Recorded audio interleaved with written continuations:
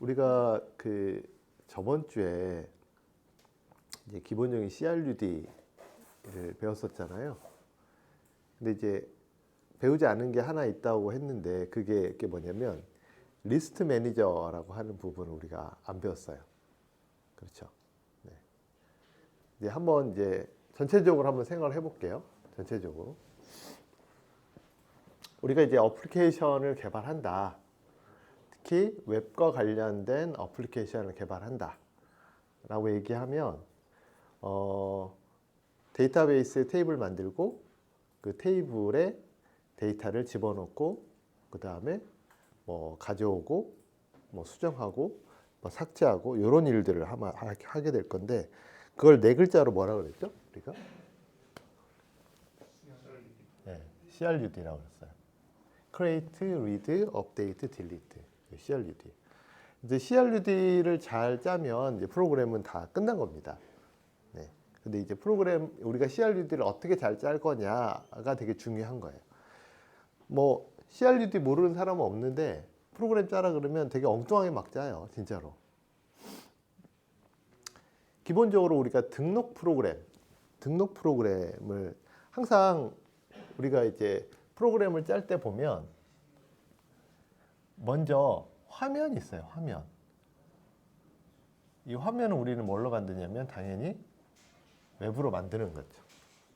그러면 예전에 클라이언트 서버 프로그램, 예전에 어떤 프로그램 같은 경우는 화면은 웹이 아니라 뭐였을까요?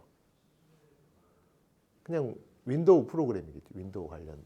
그래서 실질적으로 이제 뭐 윈폼 뭐 이런 용어를 썼어요. 실제적으로.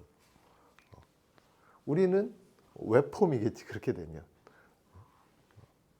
그래서 화면과 관련된 기능 그게 있고 화면에 입력 데이터를 받아서 처리하는 프로그램이 있겠죠. 그렇죠? 그게 우리는 뭐죠? 그게 이제 우리는 JSP겠죠. 그렇죠? 그러면 우리가 이제 CRUD라고 하면 먼저 등록. 첫 번째, 등록 프로그램이다 라고 얘기하면 등록 화면을 어떻게 만들 거냐 라는 걸 생각해야 되는 거죠. 그렇죠? 그러면 우리가 등록 화면을 어떻게 잘 꾸밀까? 등록 화면을 어떤 사람은 한 페이지에 싹 다 등록 폼을 쫙 만들어서 서브밋, 전송 딱 버튼 딱 누르면 딱 되도록 할 수도 있고 어떤 경우에는 여기 보시면 1단계, 2단계, 3단계 해가지고 폼이 막 있고 여기 보면 다음으로 또 다음으로 최종 전송 뭐 이런 형태가 있어요. 그러니까 등록하는 것마저도 굉장히 다양하다라는 거죠. 네. 그러면 우리가 CRUD 프로그램을 짤 때 등록하면 어떻게 구현할 것인가를 고민해야 되는 거죠. 그렇죠? 우리가 프로그램을 짤 때 다른 것도 다 마찬가지예요. 내 머릿속에서 뭔가 새로운 아이디어가 튀어나오기를 기대하면서 막 고민하면서 짜는 게 저는 별로 좋지 않다고 생각하는 거예요. 뭐 왜 좋지 않아요? 뭐 당연히 생각하고 많이 하고 해야 되는데 저는 이 세상에 이 해 아래 새 것은 별로 없다고 생각합니다. 이미 많이 만들어져 있는 것들이 있다라는 거죠. 그래서 많이 보고 그 안에서 사실은 나는 약간의 변형만 시켜도 정말 새로운 거라고 생각하는 거죠. 그러니까 여러분들이 이제 이런 등록하는 거 프로그램을 짜야 되겠다라고 하면 등록과 관련된 다양한 프로그램들을 접하고 그들의 화면들이라든지 그들의 처리 방식들을 공부하는 게 되게 중요해요. 그래서 저도 예전에 우리 LMS를 제가 개발할 때도 처음부터 이렇게 막 머릿속으로 고민해가지고 테이블 설계한 게 아니라 오픈 소스를 막 한 3-4개를 가져다가 그 데이터베이스 분석을 먼저 하고 그걸 조합해서 가장 지금 우리 사이즈에 맞는 LMS를 제일 처음에 만들었던 기억이 납니다. 그러니까 여러분들도 다 똑같아요. 그러니까 많이 프로그램들을 보고 그걸 좀 따라하고 같이 이제 그 안에서 좋은 것들을 우리가 좀 발견해내야 되는데 어쨌든 등록하는 것들도 제가 두 가지를 얘기했지만 이 외에도 여러 가지가 있을 수 있을 거예요. 그래서 이제 프로그램을 이제는 딱 보면 어떤 앱이든 웹사이트든 뭐든 얘네들은 등록 화면을 어떻게 구현했구나 라는 것들을 잘 확인해 보시면 좋을 것 같아요. 그리고 화면을 만들고 제일 첫 번째 화면을 만들어야 되겠죠? 그렇죠? 두 번째 처리하는 프로그램을 개발하는데 이것을 연결하는 방법도 조금은 다양해요.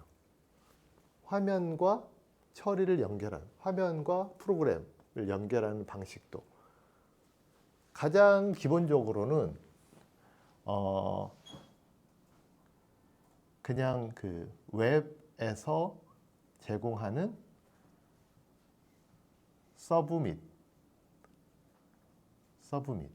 웹 서브밋이라고 하지 말고 폼 서브밋. 네, 폼 서브밋. 가장 일반적이겠죠? 그렇죠? 우리가 폼에다가 데이터를 기본적으로 이제 우리가 화면을 웹으로 구성한다는 얘기는 무조건 폼을 구성한다는 얘기예요. 그렇죠? 폼을 구성하지 않고 데이터를 받아서 전송할 수는 없냐? 있어요. 무조건 있습니다. 있는데 그럼에도 불구하고 저는 무조건 폼을 쓰라고 하고 싶어요. 네. 폼을 쓰면 굉장히 여러 가지 장점들이 있습니다. 그래서 우리가 예전에 폼 태그 배울 때 좀 더 많이 배웠잖아요. 폼 태그를 써서 그 입력 화면을 구성하고 거기에서 서브밋이라고 하는 버튼, 반드시 우리가 이제 타입이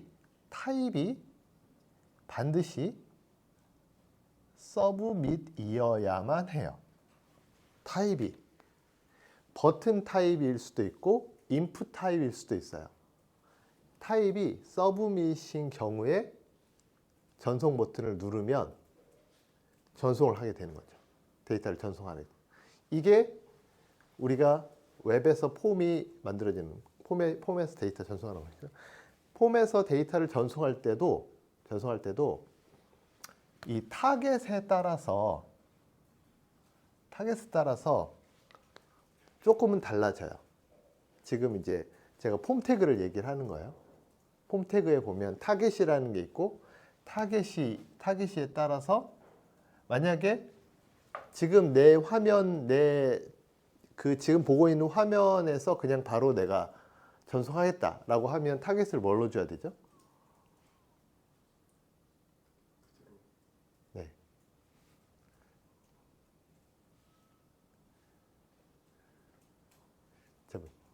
예빈 씨인가요? 네. 네. 예빈 씨 뭘로 줘야 될까요? 네. 폼 액션이랑 같은 걸 얘기하시는 건가요? 액션은 정확하게 내가 어떤 처리 프로그램을 이용했다라고 하는 그 URL 주소를 의미하는 거고, 여기서 폼 태그에 보면 이렇게 폼 태그에 보면 여기에 뭐 우리가 메소드가 있잖아요. 메소드가 있어서 땡땡 하고 그 다음에 액션도 있죠. 액션. 그렇죠? 근데 여기에서 타겟이라는 그런 어트리뷰트도 있어요. 속성도 있어요. 이 타겟에 내 화면에서 내가 바로 서브밋 하겠다라고 할 때 뭘 주는지 기억이 안 나시죠? 네. 그러면 내가 새 창을 띄워서 그쪽으로 서브밋을 하겠다라고 하면 어떻게 되죠? 언더바 블랭크. 내가 특정 어떤 아이프레임 쪽으로 내가 서브밋을 하겠다. URL 주소. 숙제예요, 숙제. 잘 알아오시면 좋을 것 같아요. 생각보다 이 타겟은 몇 개 없어요. 몇 개 없어. 중요한 타겟은 그러니까 이제 타겟의 특정 이름, 우리가 이름을 줄 수도 있고요. 그 다음에 언더바로 시작되는 고정된 값들은 몇 개 없어요. 네. 그러니까 언더바 아까 말한 블랭크가 있고 또 언더바 땡땡땡 뭐 몇 개 없습니다. 그런데 그 몇 개 없는 것들은 정확하게 잘 알고 있어야 돼요. 그래서 어떤 특정 그 위치로 우리가 폼 서브밋을 할 수 있는 거죠. 네. 프로그램은 이렇게 돼 있는. 뭐 이런 형태로 우리가 그 폼 서브밋을 할 수 있는 방법이 있고, 무슨 버튼? 타입 서브밋 버튼을 이용해서 할 수 있는 방법이 있고, 또 다른 방법 또 뭐가 있을까요? 또 뭐가 있냐면 자바스크립트에서 그러니까 자바스크립트에서 이 폼 객체를 만약에 f라는 변수를 만약에 우리가 이 f라는 객체를 변수를 하나 만들었는데 그 변수가 요 폼 태그와 관련된 어떤 그런 변수다라고 하면 f.submit이라고 하는 메소드를 우리가 호출할 수가 있어요. 그러면 이 폼도 서브밋을 시킬 수가 있어요.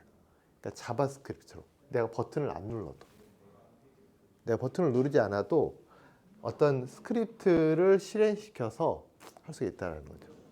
그러면 내가 어떤 웹페이지를 띄우자마자, 어떤 웹페이지가 브라우저에 뜨자마자 스크립트가 동작해서 폼을 전송하기도 할 수 있다는 뜻이에요. 네, 그렇죠? 네. 데이터를 폼으로 보낼 수도 있고, 그 다음에 그러니까 버튼으로 보낼 수도 있고, 자바스크립트 통해서 보낼 수 있고. 세 번째는 우리가 에이작스를 통해서도 폼의 데이터를 서버 쪽으로 보낼 수가 있어요. 전송할 수 있는 기능이 있는 거죠. 그래서 jQuery에 보면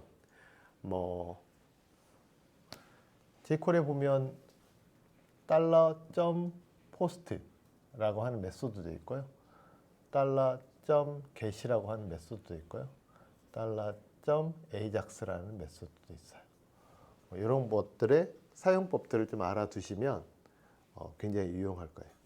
어쨌든 데이터를 화면에서 이쪽으로 이제 전송할 수 있는 방법들이 있다는 거죠.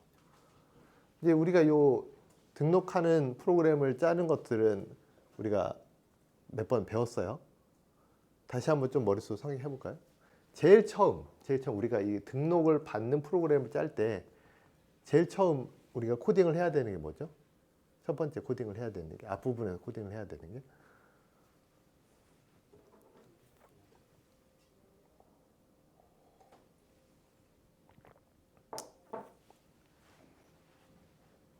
우리가 JSP. 폼태그가 넘어오면 값을 받는 거. 그렇죠. 그러니까 이제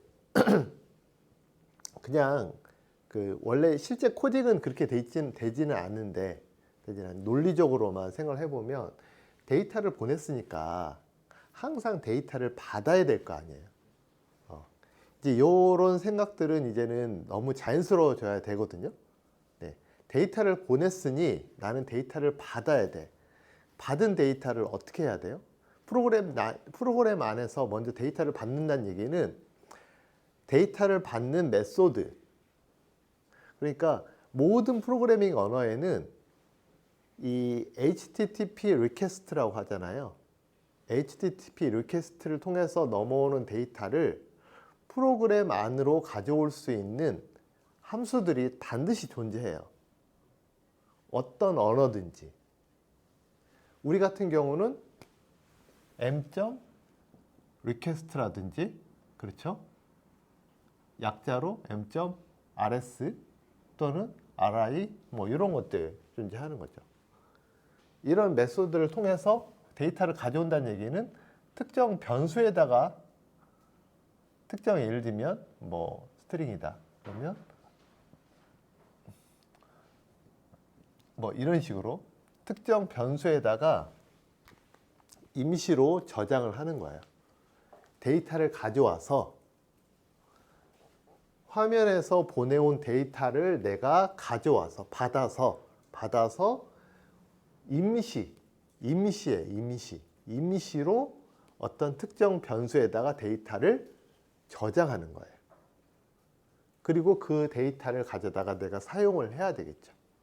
그렇죠. 네. 그러니까 이 변수에다가 데이터를 가져와서 저장하는 단계가 1단계. 그 다음에 두 번째 단계는 뭐죠? get element? get element라는 메소드는 없어요. add element? 네. 그러니까 논리적으로 add element는 왜 써야 되는지가 더 중요한 거예요. 지금은 논리적으로만 얘기를 하는 거니까. add element가 왜 중요해요? 논리적으로 뭐 어떤 의미가 있어요?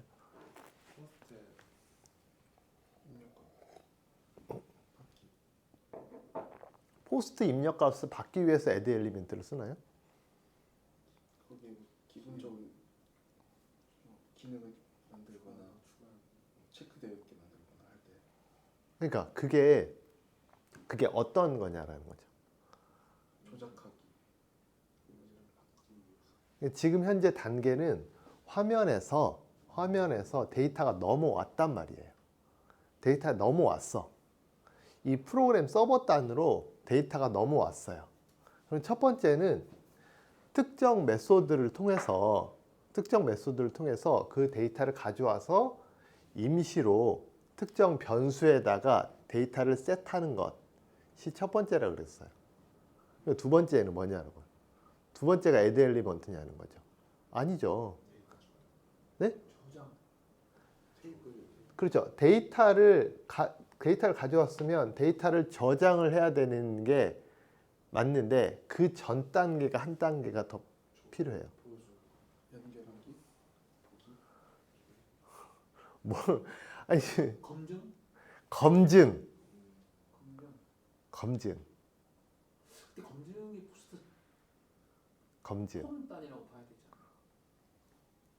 서버 단에서 검증을 왜 안 하냐? 많은 개발자들이 서버 단에서 검증을 안 해요. 그건 아주 치명적인 약점이죠. 왜냐하면 데이터 보내는 방법이 너무너무 다양하기 때문에 폼을 웹 화면을 의지하지 않고 내가 데이터를 보낼 수 있는 방법은 너무 많아요. 그렇기 때문에 서버 단에서 데이터를 검증하지 않는다는 것은 거의 그냥 내 어플리케이션을 그냥 아무나 해킹하시오라고 이렇게 열어놓는 거나 다름이 없어요. 그리고 실제적으로 프로그래머들의 70%는 서버 단에서 70%가 뭐예요? 더 많은 퍼센트의 개발자들은 서버 단에서 데이터 검증을 하지 않아요. 그리고 지금 제가 서버 검증, 데이터 검증이라고 얘기를 했는데 여러분들이 지금 표정을 봤을 때는 무슨 말인지 잘 이해를 못하고 있는 것 같아요. 네. 무슨 말일까요? 데이터 검증. 아마 알 겁니다. 말을 못해. 데이터 검증이 뭘까요? 뭐 해킹을 시도하거나 오만거를 가장 일반적인 데이터 검증. 뭐 데이터 검증을 해야 된다 그랬잖아요. 여러분들 데이터 검증을 몇몇 경우의 수로 데이터 검증을 한번 해볼 수가 있어요. 첫 번째, 뭐가 있을까요?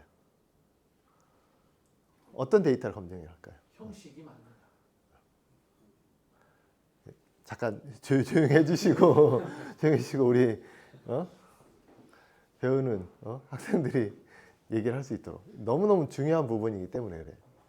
그러니까 우리가 프로그램 단에서 데이터를 입력받았으면 그 데이터가 맞는지 안 맞는지 검증을 해야 된다는 첫 번째 검증 뭐가 있을까요?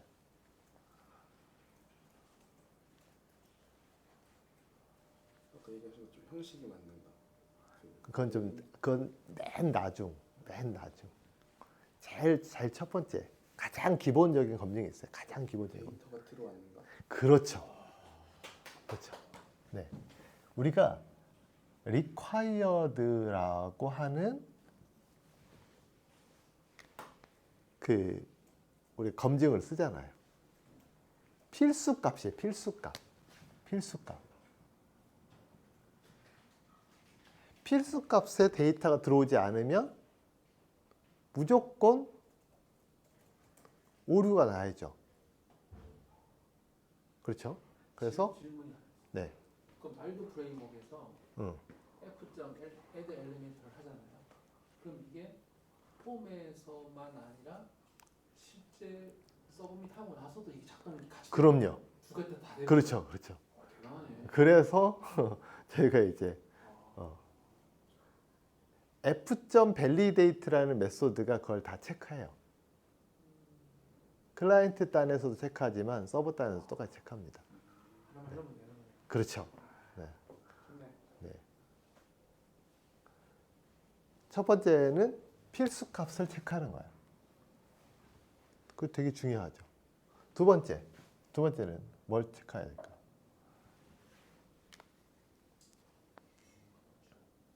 두 번째 체크하는 거.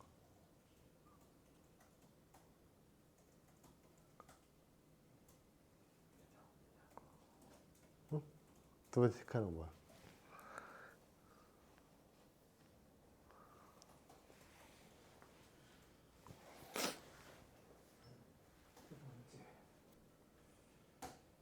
너무 많은 양이 들어가도 안 될 것 같은. 뭐 그것도 맥스 랭스 같은 것들을 지정해서 하기도 하죠. 네. 맥스 랭스. 너무 많은 값이 들어오면 데이터베이스에 등록이 될 때 오류가 나요.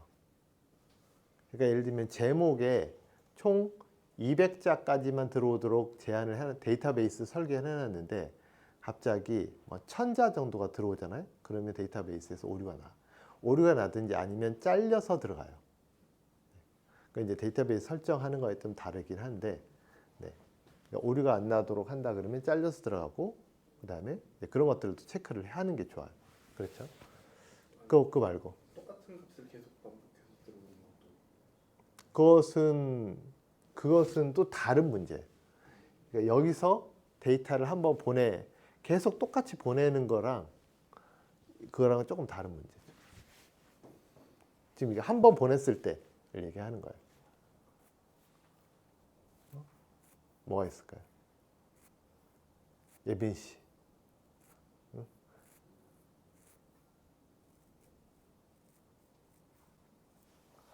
무조건 한 사람씩 하나 여기 이제 예광 형이 하나 했으니까 이제 한 사람씩 다 하나씩 해야 돼요.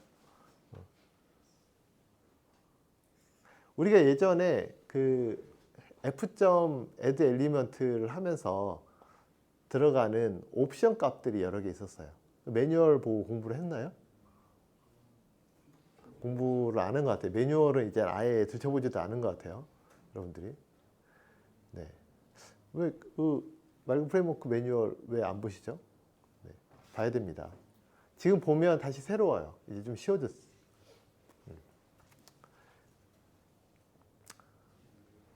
그 예민 씨가 못 맞췄으니까 예빈 씨 거는 제가 바로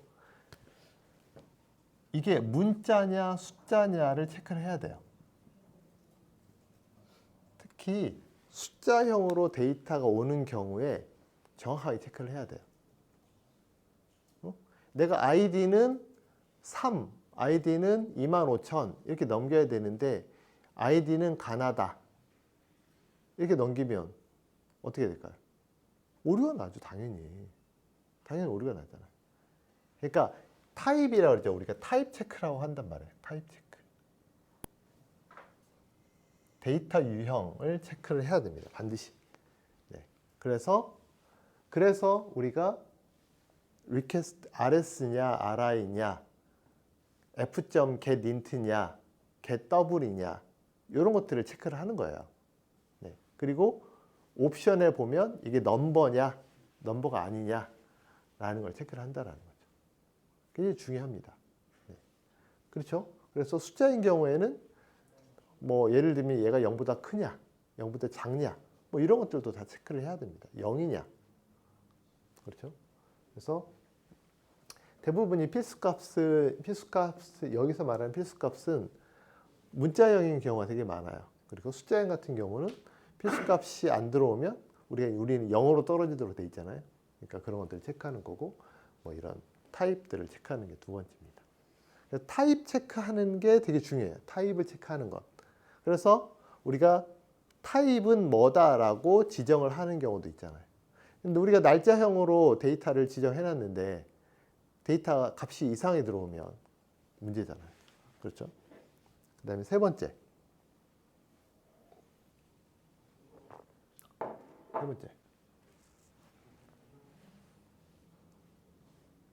문혁 씨.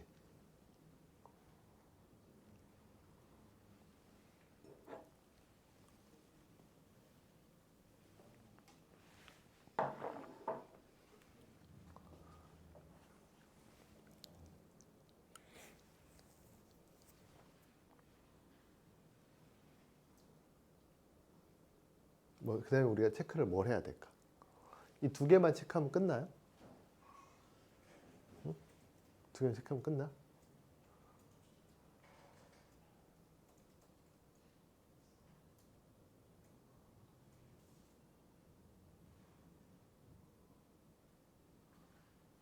그 문자 숫자 말고도 아까 여기 안에는 뭐 이메일 형식이나 이런 거 다 포함되어 있는 거죠.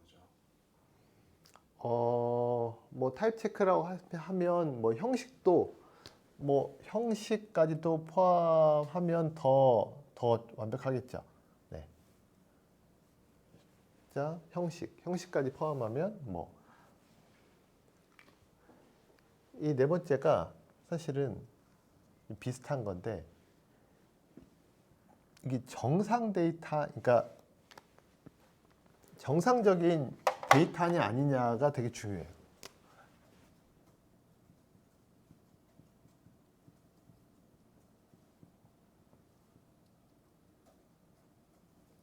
정상 데이터.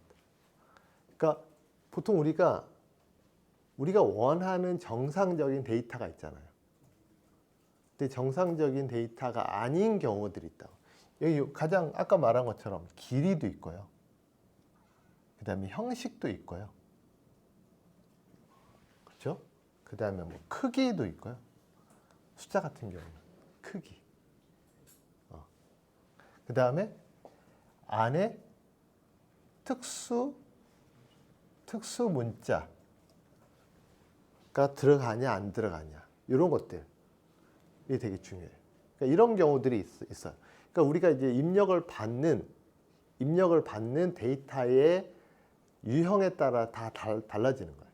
얘가 숫자형이다. 숫자형 같은 경우는 특정한 어떤 숫자의 범위가 있을 수도 있고 다 다를 거라는 거죠. 그러니까 그래서 지금 여기서는 기본적으로 필수냐 아니냐, 타입이 맞느냐 안 맞느냐 정도 있잖아. 그럼 얘가 여기서 정확하게 그 데이터가 우리가 원하는 유형의 데이터냐, 원하는 어떤 포맷이 잘 맞느냐 안 맞느냐라는 걸 반드시 체크를 해야 되는 거죠.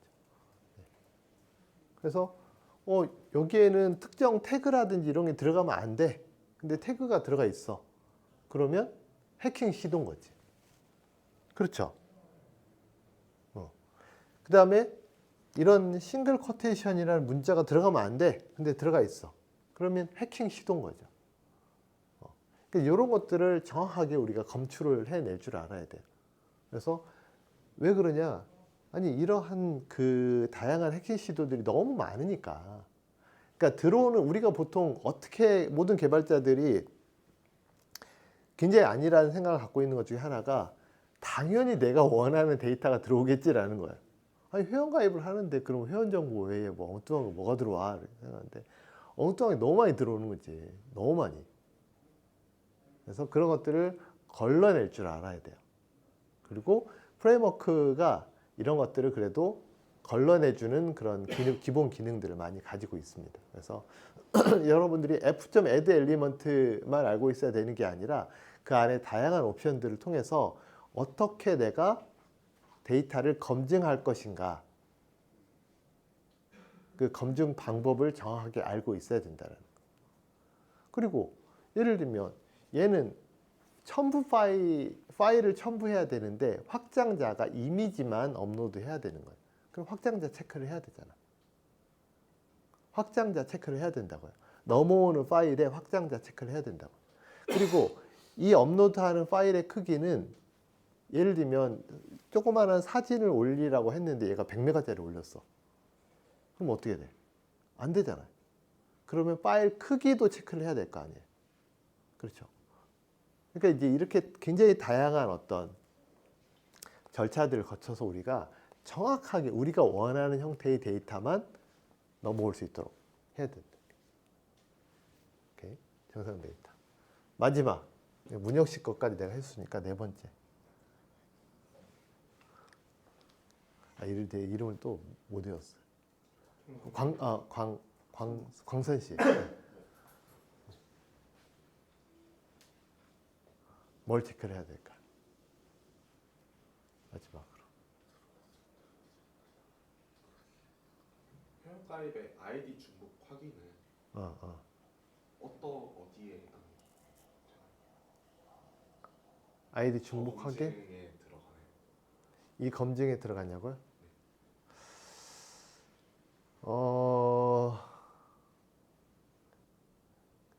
이 검증에는 당연히 안 들어가죠.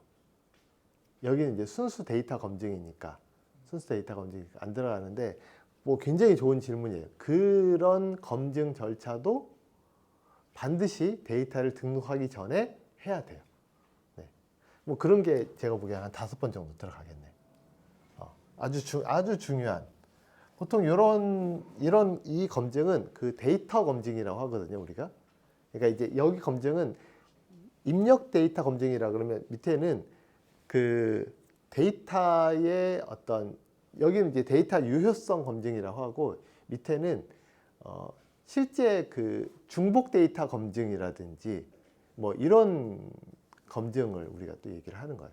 근데 그러려면 넘어온 데이터를 가지고 이렇게 다 한 번씩 때려봐야 돼요. DB에다가. 여기서 아이디가 넘어왔는데 이 아이디 지금 쓰고 있나? 한번 때려봐야 되는 거죠. 그렇죠? 이 사람이 이메일 주소를 넣었는데 이 이메일 주소 중복이 되면 안 되는데 중복이 됐나? 주로 이제 중복 데이터 검증. 그 다음에 이 사람은 이 휴대폰 번호가 또 중복돼야 되지 않는데 이미 쓰고 있는 휴대폰 번호가 있나? 뭐 이런 것들. 주민등록 번호가 있나? 뭐 이런 것들을 다 한번 검증하는 것들. 그런 것들이 반드시 필요하고 이거는 너무너무 중요하죠. 네네, 너무너무 중요하죠. 네 번째.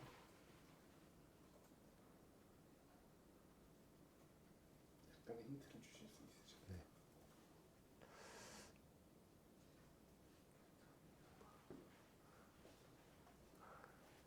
뭐 네 번째는 아까 말한 이제 가장 일반적으로 이제 뭐 패턴이라든지 뭐 이런 것들 하기도 합니다. 그래서 근데 보통 이 정도, 이 세 번째까지 정도 하면 대부분 이제 다 걸러내지는 거고 아까 말한 것처럼 문혁 씨가 말한 것 같은 경우가 그 다음 단계로 넘어가는 검증이에요. 앞에서 그래서 우리가 여기까지 이렇게까지 해가지고 우리가 f.add 엘리먼트에서 검증을 할 수 있어요. 이것과 validate라고 하는 메소드. 이 두 가지를 통해서 여기서 여기까지를 다 검증하는 거예요. 이해하셨죠? 그래서 f.add 엘리먼트에다가 어떤 필드는 반드시 어떤 검증을 거쳐야 된다 라고 하는 것을 넣어준 다음에 f.validate를 딱 돌리면 얘가 true, false를 딱 내주는 거죠. 그러면 뭐가 어떤 여기서는 F validate는 그냥 단순히 true 아니면 false예요. 그러면 뭐가 문제가 됐는지를 알아내려면 또 다른 메소드를 통해서 값을 좀 알아낼 수가 있겠죠. 네. 근데 이 5번은 저걸로 알아낼 수가 없어요. 이걸로 알아낼 수가 없다고요. 그렇죠. 입력 데이터만 체크하는 거니까. 입력 데이터를 가지고 그럼 얘는 직접 데이터베이스를 다 일일이 확인하고 체크하는 로직을 또 거쳐서 검토를 하는 거죠. 실제적으로 우리가 그 로그인을 하는 단계에서도 이런 로그인 할 두 가지밖에 없잖아요. 두 가지. 그렇죠? 로그인 아이디하고 패스워드. 아이디 패스워드밖에 없어요. 그럼 아이디는 반드시 두 가지는 다 필수적으로 들어와야 되겠죠? 그 다음에 패스워드 같은 경우는 얘가 패스워드가 그게 있잖아요. 그 길이뿐만 아니라 얘가 특수 문자 뭐 이런 거 들어가 있는지 확인하는 거죠. 그래서 뭐 이런 것들 다 확인하고 그 다음에 데이터베이스에서 그 아이디가 사용되고 있는 건지 아닌지. 요즘에는 우리가 이제 그 패스워드 같은 경우에 패스워드 수정하려고 그러면 예전에 사용했던 패스워드도 사용 못하게 돼 있잖아. 그러니까 그런 것들도 걔네들이 어딘가에 예전 사용했던 데이터베이스 DB는 또 DB로 남겨놓고 그것까지 다 일일이 체크해서 새로운 패스워드를 사용하도록 그렇게 쓰고 있다는 거예요. 그런 것들도 다 검증을 하는 거죠. 그러면 또 우리가 그럼 이제 이 단계에서 아이디만 이제 회원 가입할 때 그런 게 아니라 보통 얘가 그러니까 로그인 하는 단계에서는 얘가 지금 뭐 회원의 상태라든지 지금 정상 상태가 아니고 대기 상태다. 그럼 지금 대기 상태니까 로그인을 할 수 없다라든지. 그 다음에 이 사람은 한 번도 로그인 안 한 사람이기 때문에 비밀번호로 바꾸라고 어떻게 해야 된다라든지. 뭐 여러 가지 이런 조건들이 굉장히 많이 들어가요. 그럼 그 조건에 따라서 프로그램을 다 해줘야 되는 거죠. 그리고 나서 그러면 데이터 받고 데이터 검증하고 그 다음에 데이터베이스에 데이터를 등록하고 난 다음에는 어떻게 하죠? 등록하고 난 다음에 화면을 보여줘요? 얘가 하는 일은 어딘가로 전환이라고. 전환. 우리가 게시판 짤 때 m.redirect를 했잖아요. 그렇죠? 그냥 뭐 했어요? 그냥 곧바로 목록 페이지로 그냥 보내버렸단 말이에요. 전환. 어디로 어떻게 전환할지를 우리가 고민을 해야 되는 거예요. 항상 지금 이제 다시 한번 복습할게요. 데이터를 입력받아서 검증한 다음에 정상적으로 데이터를 집어넣고 난 다음에는 성공 실패 여부를 그냥 단순히 알려주고 끝내는 경우도 있고 아니면 그 여기에서 그 다음 이동할 페이지를 결정해서 전환해주는 아니면 화면을 그냥 뿌려주는 경우도 많이 있습니다. 근데 화면을 뿌려주는 경우도 대부분은 전환해서 뿌려줘요. 그냥 최종적으로 완료됐습니다라고 하고 그냥 완료 화면을 뿌려주는 경우는 사실 많지 않아요. 왜 그러냐면 세로 고침 때문에 그래요. 세로 고침 때문에. 내가 만약에 포스트로 데이터를 샥 쐈어요. 그래서 등록시켰어. 등록시킨 화면에서 성공적으로 등록됐습니다라고 하는 화면을 내가 뿌려주잖아요. 그 상태에서 세로 고침하면 어떤 현상이 일어날까요? 재등록이 일어나요. 재등록. 만약 아이디가 동일하게 가입이 안 되는 경우는 가입 안 된다고 나오겠죠. 그렇지만 그냥 일반 게시판에 글 같은 거야. 그럼 어떻게 됐지? 똑같은 글이 막 새로 고침할 때마다. 그래서 일반적으로는 전환을 해요. 다른 페이지로 이동시킨다고. 그 페이지에 그 페이지에 계속 머물지 않도록. 이해하셨죠? 네. 그래서 그 사람들의 그 휴먼 에러들이 꽤 많아요. 그러니까 사람들이 잘못 동작해서 생기는 에러들 이게 많기 때문에 그 실수들을 최소한 방지시켜 주도록 프로그램을 또 짤 필요가 있는 거죠. 이게 중요합니다. 우리가 등록하는 프로그램 짤 때 그래요. 그 다음에 조회 프로그램을 짤 때 생각합니다. 조회. read는 두 가지가 있어요. 특정 데이터를 조회하는 경우가 있고 특정 조건의 데이터의 목록을 뽑는 경우가 있어요. 두 가지 다 조회예요. read라는 거죠. 그러면 우리가 특정 데이터 하나를 뽑는 경우를 생각해 봅시다. 특정 데이터. 게시글 하나를 내가 읽는다. 상세 글 하나를 읽는다. 라고 하면 첫 번째 단계는 뭐가 생길까요? 첫 번째 단계. 1단계. 이쪽에서 해야 될 첫 번째 단계는 뭐죠?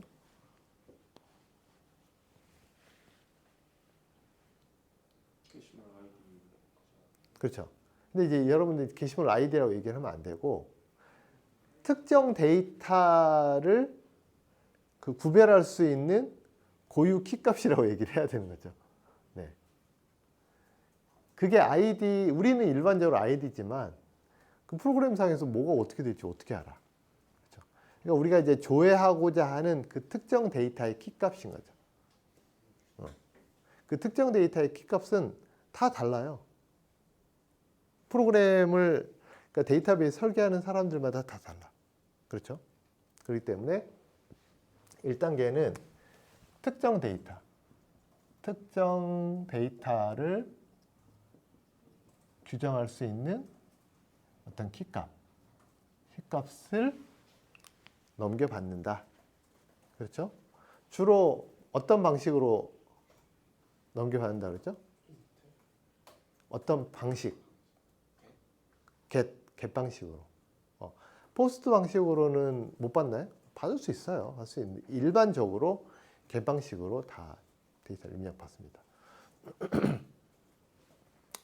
get으로 그러면 데이터를 입력받아서 그걸 우리가 변수에다 저장해서 이렇게 쓰겠죠. 그렇죠? 그렇게 한 다음에 두 번째는 뭐죠? 두 번째. 두 번째도 똑같아. 여기도 똑같아. 두 번째도 무조건 검증 단계를 거쳐야 됩니다.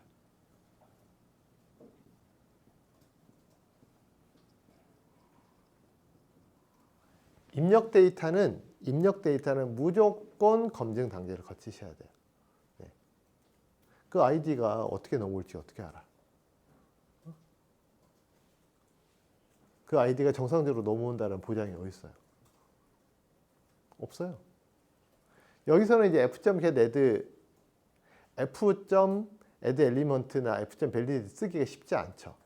그러니까 내가 간단하게 그 간단한 한두 줄짜리로 검증을 해야 돼요. 값이 있느냐 없느냐, 그 값이 숫자형으로 제대로 들어왔느냐, 숫자형 들어왔으면 뭐 0보다 크냐, 뭐 아니냐, 뭐 이런 것들을 반드시 데이터 검증을 하는 거죠. 3단계는 뭐 아까 말한 것처럼 DB 데이터를 가져오는 거겠죠. 그래서 해당 아이디로 해당 키로 데이터를 가져왔는데 데이터가 없어. 그럼 데이터가 없다라고 에러를 뿌려야 되겠죠. 데이터가 있어. 그러면 그 데이터를 화면에 뿌려주는데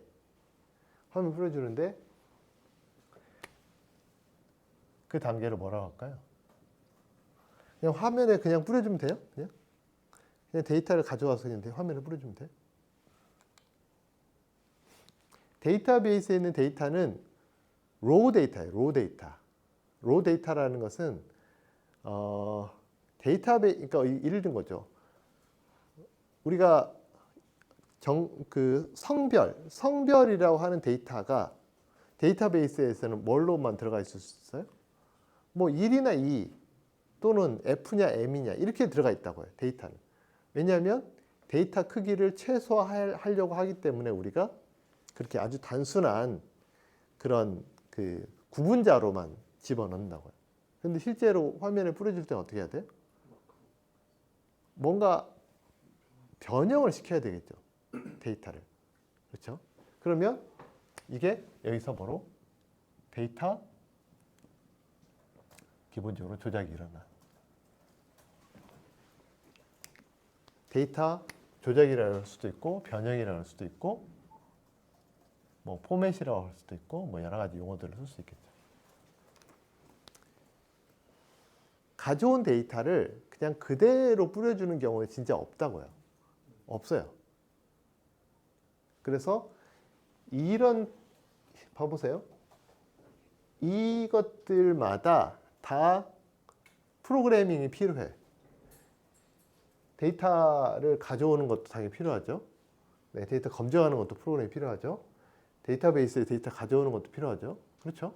그 다음에 데이터를 적절하게 너무 길이가 길면 자르고 점점점을 하든지 날짜를 가져온 다음에 이 슬래시를 넣어가지고 년, 월, 일을 구분해 준다든지 그렇죠.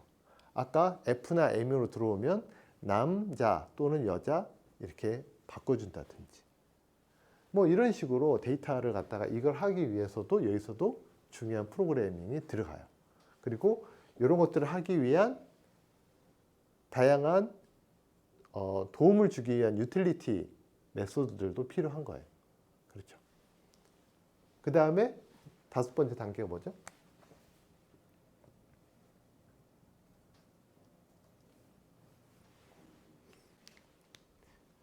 그 다음에 5번째 단계가 바로 HTML을 이용해서 화면에 뿌려주는 거예요. HTML을 이용해서 화면에 뿌려주는 거예요. 그래서 이 리드 단계도 생각보다 간단하지가 않아요.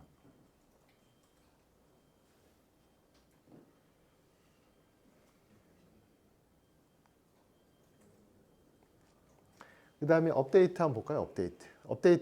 업데이트는 제일 1단계. 이제는 바로바로 놔야 되겠죠. 그렇죠. 특정 키를 받아와야 되겠죠. 그렇죠. 조회랑 거의 비슷해. 특정 키를 받아와야 돼. 2번째. 데이터 검증. 그렇죠. 데이터 검증을 해야 되는 거죠. 3번째. 빅데이터. 그렇죠. 데이터를 가져오는 작업이 필요하겠죠. 네. 그래서 그 데이터를 약간 변형한 다음에 화면에 뿌려주는 게 필요해요. 수정은 두 단계가 다 같이 들어가야 되잖아요. 그렇게 해서 화면에 데이터를 집어넣었으면 그 다음에 이제 서브밋 전송이 일어난다고 수정 버튼 딱 오케이 눌렀어요. 그럼 그 다음 단계 첫 번째 뭐가 있죠?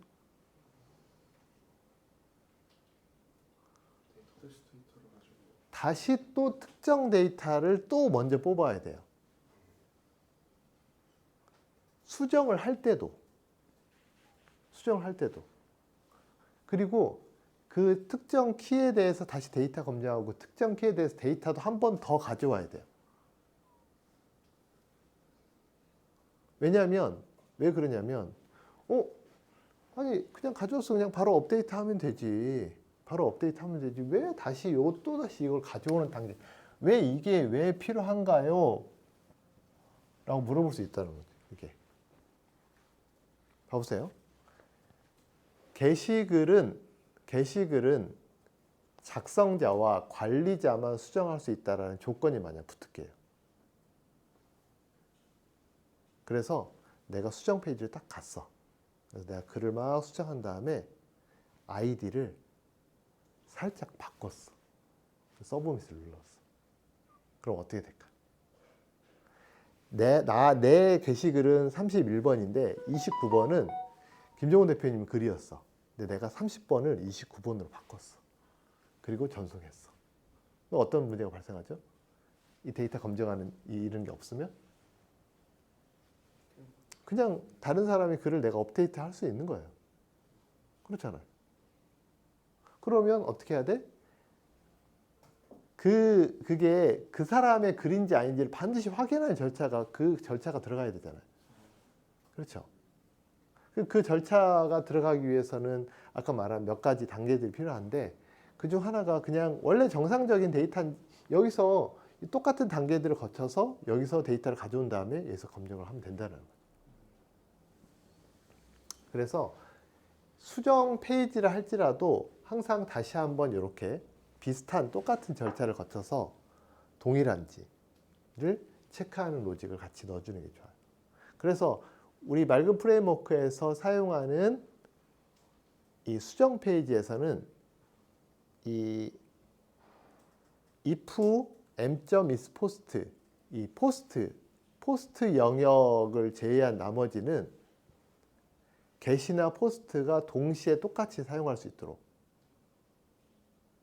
지금 뭐 내가 이렇게 얘기하는 것만으로도 사실 잘 이해가 되지 않을 텐데 우리가 코딩을 여기 하면 여기서부터 이렇게 시작하잖아요. 코딩을 이렇게 시작하죠. 그렇죠? 그러면 뭐 스트링 하지 말고 인트 합시다.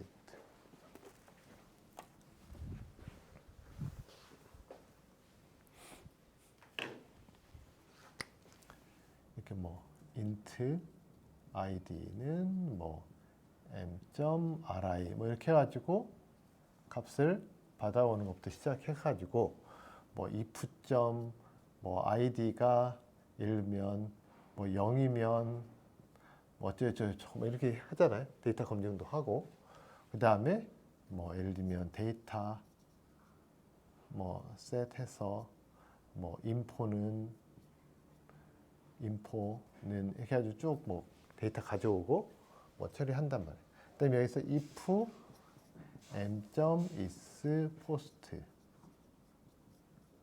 and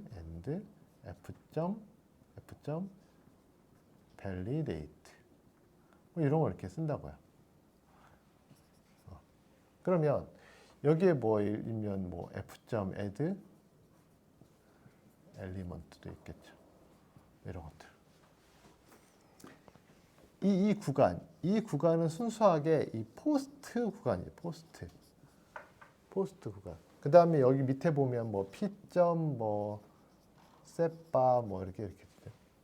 이 구간은 순수하게 get 구간이에요. get 구간. 여기서 여기까지는 포스트 구간, 순수한 포스트 구간이고 여기서 여기까지는 순수한 get 구간이에요. get 구간이 이 앞에 get 구간이 아닌가? 여기는 사실은 공통이에요. 공통. 왜 공통이에요? 수정 페이지에서 수정 페이지를 표현하기 위해서도 쓰고요. 수정 페이지의 최종 데이터 처리를 위한 경우에도 똑같이 쓰는 거예요. 똑같이 아까 말했잖아요. 똑같이 아이디 받아와서 아이디 검증하고 데이터가 정상인지 데이터 다시 한번 검증하고 f.add 엘리먼트 통해서 화면을 뿌려줄 때는 자바스크립트를 만들고 그렇죠? 서브밋 됐을 때는 실제 f.validate를 통해서 데이터를 검증한다는 거죠. 그 두 가지. 첫 번째 화면을 뿌릴 때는 클라이언트 단에 검증을 하기 위한 스크립트 생성이고 두 번째 단은 실제 데이터가 정상적으로 들어오는지를 검증하는 거예요. 그리고 나서 여기에서 최종적으로 수정이 들어가고 수정 들어가고 난 다음에는 뭐가 들어가요? 마지막에 여기서도 전환이 들어가요. 전환. 여기서 수정이 들어가고 제일 마지막에 수정이 들어가고 여기서 전환이 들어간다. 그리고 여기서 리턴이 들어간다. 딱 끊기는 딱. 이해하셨죠? 네. 이제 수정 그래서 이 수정 프로그램을 짤 때도 항상 이런 느낌으로 하셔야 돼요. 내가 항상 데이터를 먼저 검증을 해야 되는 거예요. 입력 데이터만 검증하는 게 아니라 실제 데이터베이스에 있는 데이터도 한번 검증해야 돼요. 이게 정상적으로 데이터가 있는 건지 데이터가 없는 것을 갑자기 뭐 수정하라 그러면 안 되잖아요. 그렇죠? 그리고 정상적으로 그 사람 건지 그리고 우리가 수정해야 되는 조건에 맞는 건지 조건에 맞는 건지를 다 확인을 해야 됩니다. 삭제도 필수값을 그 필수값이 아니라 특정 키값을 넘기고요. 그렇죠. 레코드 하나만 주로 삭제하는 경우 되게 많으니까 넘기고 동일하게 입력 데이터 검증하고 그 다음에 데이터베이스 통해서 또 실제로 그 데이터가 존재하는지 또 검증하고 삭제할 만한 권한이 있는지도 검증하고 최종적으로 검증이 되면 데이터를 삭제하고 그 다음에 전환이 일어나는 거죠. 또는 우리는 삭제를 잘 하지 않아요. 데이터베이스에서. 그냥 상태값을 스테이터스를 1에서 -1로 바꾸는 작업을 많이 하죠. 네. 그래서 그렇게 하고 그 다음에 이제 전환이 일어나서 넘어가도록 되는 거죠. 네. 이 프로그램에 대한 이 CRUD를 어떻게 짜는지를 머릿속에 이렇게 잘 그리고 있어야 돼요. 그래야 엉뚱하게 프로그램 짜지 않는다는 거죠. 실제로 이 CRUD는 단순하지만 프로그램 짜는 사람들 보면 다 이상하게 돼. 이상하게. 진짜로. 그리고 많이 빼먹어. 검증도 안 하고 뭣도 안 하고 네. 그냥 막 합니다. 그러니까 여러분들이 이 반드시 필수 단계를 반드시 체크를 하셔야 되고요. 그 다음에 이제 오늘은 그 아까 제가 목록 우리가 여기서 이제 목록은 빠뜨렸잖아요. 목록도 봅시다. 목록도 한번 우리가 생각해 보면 그렇게 어렵진 않아요. 목록은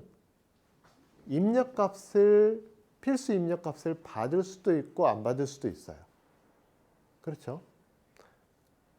입력값을 받는다는 얘기는 뭐죠? 입력값을 받는다는 얘기는 사실은 목록에서 필수 입력값이라고 하는 것은 사실 그렇게 큰 의미는 없을 수 있어요. 없는데 주로 목록에서 입력값은 주로 검색, 그렇지. 필터 값을 받아요. 필터 값을. 그리고 필수 필터 값이 있는 경우도 있어요.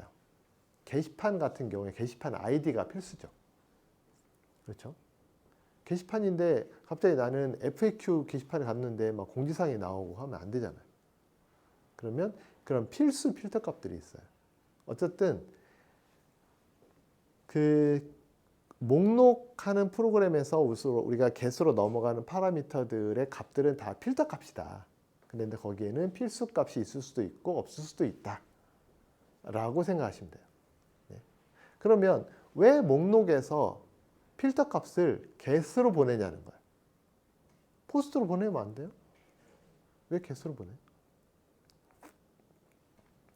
왜 그러냐면 이것은 이제 검색 엔진 때문에 그래요. 검색 엔진. 보통 우리가 목록이나 조회는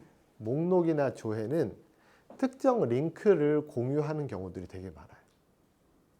그렇죠? 링크들을 갖다가 딱 따다 그냥 딴 사람한테 보내주면 딱 하면 목록이 나오기도 하고 상세 페이지가 나오기도 하잖아요. 그런데 포스트로 되는 경우에는 데이터를 보낼 수가 없어요. 네. 그래서 보통 우리가 화면에 나와서 언제든지 서로 공유가 가능하거나 검색 엔진이 데이터를 읽어가야 되는 경우에는 포스트로 데이터를 전송하는 방식으로 하면 안 돼요. 포스트는 언제 써요? 등록이나 수정이나 또는 삭제 이런 쪽에 사용하는 겁니다. 조회 화면에서는 포스트로 데이터를 조회하는 것은 하수예요. 하수. 안 된다는 게 아니라 하수라. 네.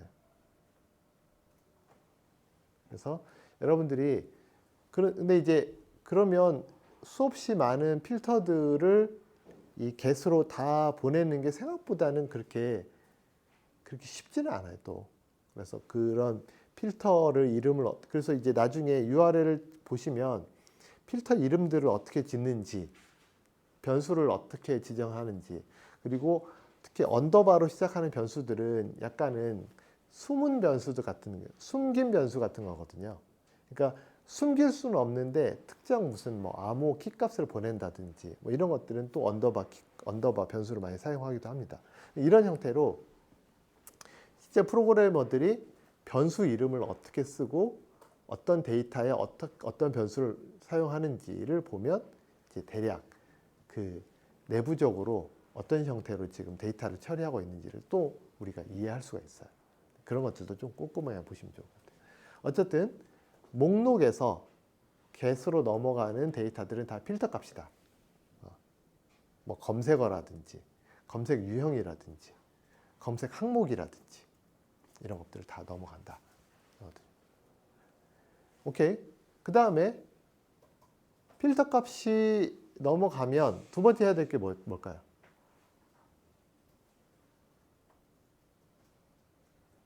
두 번째 해야 될 것도 데이터 검증이에요. 무조건 데이터가 넘어가면 데이터 검증을 무조건 해야 돼. 데이터가 넘어갔는데 데이터 검증을 안 한다? 그건 말도 안 되는 거죠. 네.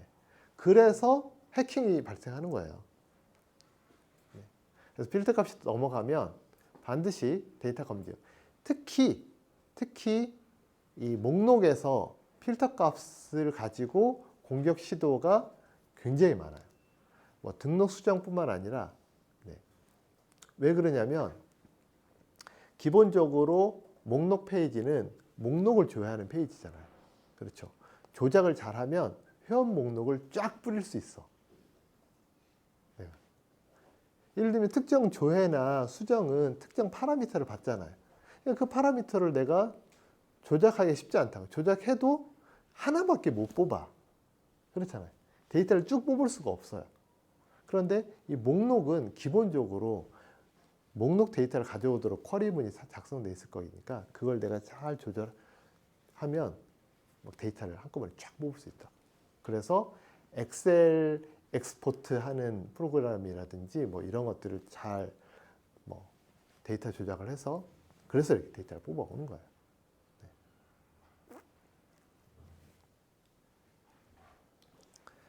네. 데이터 검증을 하고 세 번째는 쿼리를 짜야 되겠죠. 이제 조회 쿼리, 특히 select 데이터 레코드 개수, 레코드 여러 개의 레코드를 조회하는 쿼리를 짜야 됩니다. 근데 그 쿼리를 짜는 게 사실 쉽지가 않죠. CRUD에서 기본적으로 기본적인 쿼리들은 생각보다 쉬워요. 뭐 인서트 쿼리 어렵지 않습니다. 그렇죠? 업데이트 쿼리 뭐 어렵지 않아요. 그다음에 기본적으로 특정 실렉트 아이디 지정해 가지고 데이터 실렉트 하는 거 뭐 어렵지 않아요. 그렇죠? 딜리트도 쉽고. 근데 목록을 가져오는 쿼리는 생각보다 쉽지 않습니다. 왜냐하면 여러 테이블들을 조합시켜서 이 테이블에 있는 이 정보, 저 테이블에 있는 저 정보를 가져와서 혼합해서 내가 화면에 목록의 데이터를 출력을 해야 되거든요. 그럼 다양한 그 조인 쿼리들이 발생을 하게 돼요. 그래서 그런 쿼리들을 만들어내는 게 사실 좀 어려워요. 그 또 하나는 우리가 단순히 그 데이터를 조회하는 쿼리만 작성하는 게 아니라 하나 더 쿼리를 더 짜야 돼요. 무슨 쿼리냐면 개수를 구하는 쿼리를 한 번 더 짜야 됩니다. 개수를 구하는 쿼리를 왜 짤까요? 목록에서. 2페이지, 3페이지. 그렇죠. 페이징 처리를 하기 위해서 우리가. 그래도 잘하는데. 그러니까. 어떻게 알았어? 페이지 안에서 숫자를 센다는 건? 얘기하시는 그러니까 금방 나올 줄 몰랐네. 그 페이징 처리를 하기 위해서 반드시 필요합니다. 네. 그렇죠? 근데 단순한 페이징 처리할 때는 필요 없어요. 예를 들면 다음, 이전 필요 없죠. 다음, 이전. 다음 버튼. 그래서 우리가 이제 대용량의 데이터를 그 처리할 때는 페이징을 아주 단순하게 다음, 이전, 다음으로 처리합니다. 이전, 다음으로 처리해서 카운트를 세지 않아요. 왜냐하면 카운트를 세는 게 데이터베이스에 아주 그 심한 부하를 주거든요. 카운트를 세는 게. 왜 카운트를 세는 게 데이터베이스에 심한 부하를 주냐면 이제 간단하게 이해만 한 100만 개의 게시글이 있다고 볼게요. 100만 개. 100만 개 글이 있어요. 100만 개 글이 있는데 총 한 500만 개 글이 있다고. 500만 개. 500만 개 글이 있는데 그 중에서 내가 원하는 글이 100만 개야. 100만 개. 그러니까 이제 이것도 좀 그냥 100만 개. 그러면 첫 페이지에 내가 표시할 글은 20개, 20개. 그렇죠? 그런데 이 100만 개 글이 내가 원하는 형태로 일단 정상적으로 정렬이 돼 있어. 만약에 정렬이 돼 있으면 100만 개 글 중에서 20개의 글 가져오는 건 쉬울까요? 안 쉬울까요?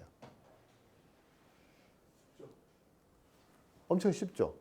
100만 개를 다 내가 조회할 필요가 없어요. 그렇죠? 내가 100만 개에서 그럼 한 가지 더 100만 개에서 검색을 통해서 10만 개를 검색을 했어요. 10만 개. 검색을. 근데 10만 개, 100만 개에서 내 검색 조건에 맞는 애가 10만 개야.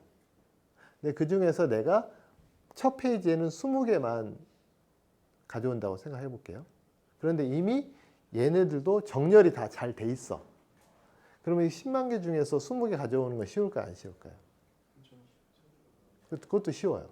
왜냐면 얘가 이제 10만 개를 다 체크를 하는 게 아니라 조건에 맞는 애를 100만 개 중에서 조건에 맞는 애를 찾다가 맞으면 20개를 뽑아서 그냥 앞에다가 뿌리는 거예요. 이해하셨죠? 그럼 그 다음 페이지는 그 아이디, 그 순서가 있으니까 그 다음부터 다시 또 찾겠죠. 무슨 말인지 알겠죠? 그 다음부터 다시 또 20개 찾아서 한다고요. 그러니까 실제적으로 내가 원하는 그 검색 데이터를 찾아서 20개를 뿌리는 것은 그렇게 어렵지는 않다고요. 정렬이 잘 돼 있다는 가정하에. 정렬이. 그러면 개수는 내가 100만 개 중에서 검색 조건에 맞는 애가 10만 개라는 것을 찾아야 돼. 개수를 찾아야 돼. 그러면 얘는 사실은 10만 개를 다 뒤져야 되는 거야. 이게 10만 개라는 것을 알아냈다는 얘기는 10만 개를 다 확인했다는 얘기예요. 조건을. 그렇죠. 그래서 데이터를 그냥 숫자만 세는 건데 뭐 이렇게 이게 무슨 데이터 부하가 심하겠어. 데이터를 가져오는 것은 조건에 맞는 20개가 딱 있으면 그냥 걔만 가져오면 딱 끝나는데 얘는 일일이 다 카운팅을 해야 되기 때문에 그래서 시간이 많이 걸려요.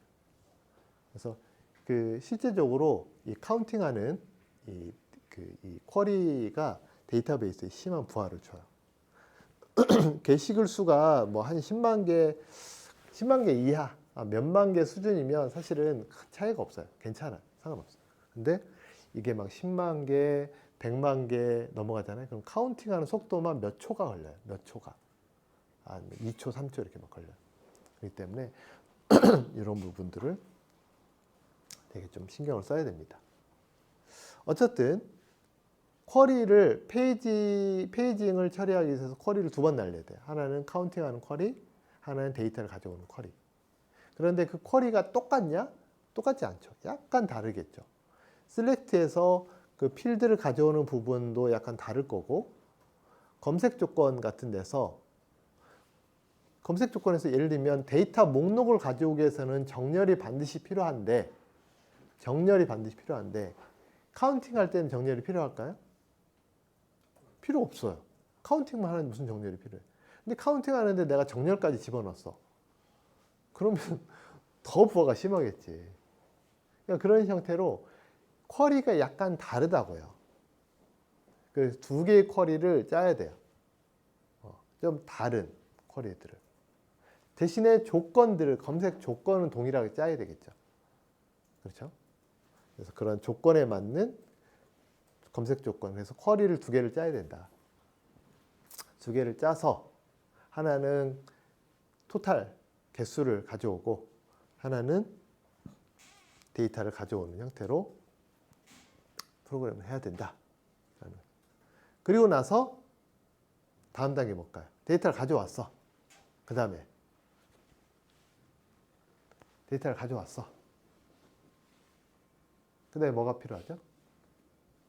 데이터 조작. 그렇죠. 데이터 조작해야지. 그냥 목록 그냥 화면에 뿔 수 없잖아요. 네. 날짜든 길이든 뭐든 다 데이터 조작. 그래서 우리 같은 경우는 while문을 돌려서 while문 안에서 데이터 조작을 한다고요. while문 안에서. 이해했어요? 예빈 씨 이해했어요? 네. 네. while문 안에서 데이터를 조작하고 걔를 화면에 뿌릴 때는 우리가 setLoop를 하죠. 그렇죠? setLoop를 해서 화면 쪽으로 HTML 쪽으로 넘기는 작업을 합니다. 그래서 여러분들이 그 join이라든지 그 다음에 그리고 그 데이터를 20개 딱 20개 개수를 지정해서 가져오려면 리미트 쿼리라는 걸 써야 돼요. 특히 이제 그 MySQL은 리미트라는 쿼리를 써야 되고 그 다음에 오라클은 rowNum이라고 하는 쿼리를 써야 돼요. SQL은 탑이라고 하는 쿼리를 써야 돼요. 다 달라. 데이터베이스마다 다 조금씩 틀려요. 그래서 우리는 이제 MySQL만 사용할 거니까 사실 크게 상관없는데 이제 개발 실력이 좀 늘어서 어느 회사에 갔더니만 자기네들 오라클 쓰니까 오라클로 쿼리 프로그램 짜달래. 그럼 이제 그거 짜야 되거든. 쉽지 않다라는. 그래서 이제 맑은 프레임워크에서는 리스트 매니저라고 하는 그 굉장히 유용한 클래스를 제공해 줘요. 그 리스트 매니저를 사용하면 지가 알아서 쿼리를 두 개를 만들어줘요. 카운트 쿼리와 데이터 쿼리를 지가 알아서 만들어줘. 그것도 나는 검색 조건만 집어넣어주고 개수만 집어넣어주면 알아서 지가 오라클은 로넘, SQL 서버는 탑, MySQL은 리미트 쿼리도 알아서 만들어줘요. 너무 좋다. 그래서 우리는 리스트 매니저라는 걸 이용해서 그냥 테이블 이름은 뭐고 내가 가져올 필드는 뭐고 조인할 테이블은 뭐고 검색 조건은 뭐다라는 걸 지정하잖아요. 그러면 지가 알아서 쿼리 딱 만들어주고 데이터를 데이터셋으로 싹 뽑아줍니다. 좋네. 심지어는 밑에 get paging이라고 하는 메소드를 호출하면 밑에 페이지바까지 만들어서 딱 떨궈줍니다. 페이지바까지 만들어서 페이지바를 따로 만들 필요 없어요. 너무 쉬워서 이건 뭐 프로그램 거꾸로 볼 것 같은데.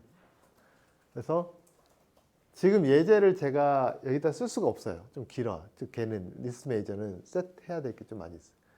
매뉴얼에 보면 다 나와 있습니다. 네. 반드시 매뉴얼을 보시고 매뉴얼을 익히시면 좋을 것 같아요. 네.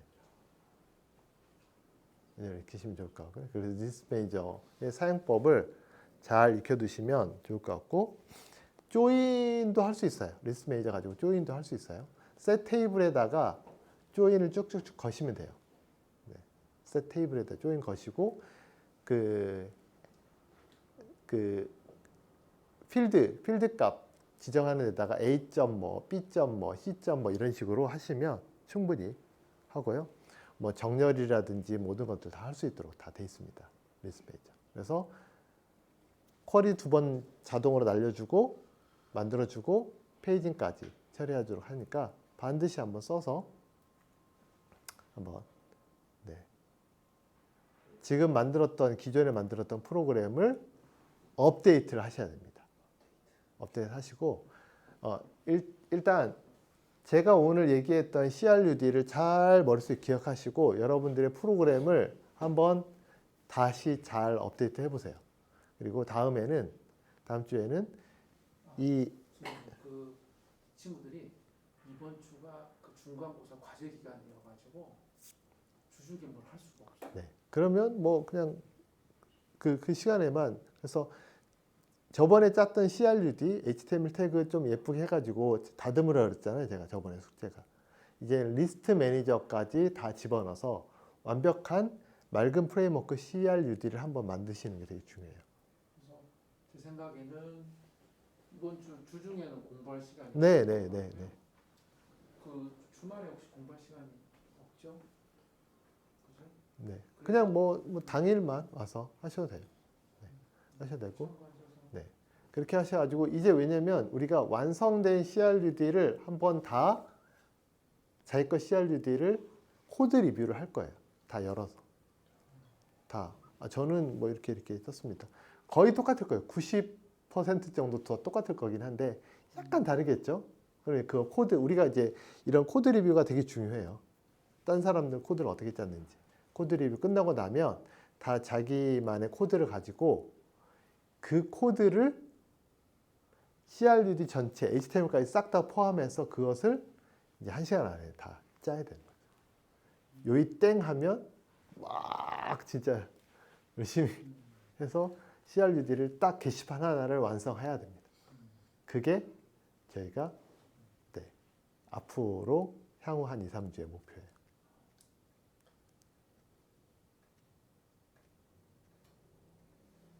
그러면 다음 주 일정은 어떻게 하면 될까요? 다음 주는 어떻게, 그러면 다음 제 주는 생각에는 다음 주는 네. 수업을 나가는 것보다도 이분들이 모여가지고 이 리스트 매니저를 공부를 좀 할 시간이 좀 필요할 것 같아요. 리스트 매니저 공부하는 건 오늘 공부하는 것으로도 충분할 텐데 아, 그래요? 오늘 매뉴얼 보고 공부하면 끝이에요. 네, 그럼 오늘 리스트 매니저 공부를 하고 네. 가는 걸로 하면 그래요. 되고 네, 다음 네. 주에 올 때 코드 리뷰를 하신다는 거죠? 네, 네, 자기가 짠 CRUD 전체 통 코딩을 한번 코드를 다 짜시긴 하죠.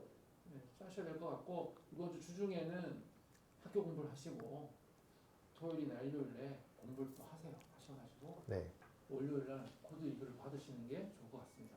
이렇게 네, 일정을 네, 잡고 네. 봅시다. 이미 짠 코드를 약간씩만 수정하고 다듬는 거니까 그렇게 시간은 많이 걸리진 않을 거예요. 근데 이제 신경을 조금 쓰시면서 제가 오늘 쭉 얘기를 했던 것들을 다 생각하시면서 전체적으로 다시 코드를 한번 보시면 좋을 것 같아요. 점심 먹고 그 리스트 매니저로 네, 네, 하는 걸 같이 하고 집에 가셔야 됩니다. 네, 네, 그렇게 해야 이게 될 것 같아요. 네. 네, 오늘 수업은 여기까지 하도록 할게요. 네, 고맙습니다.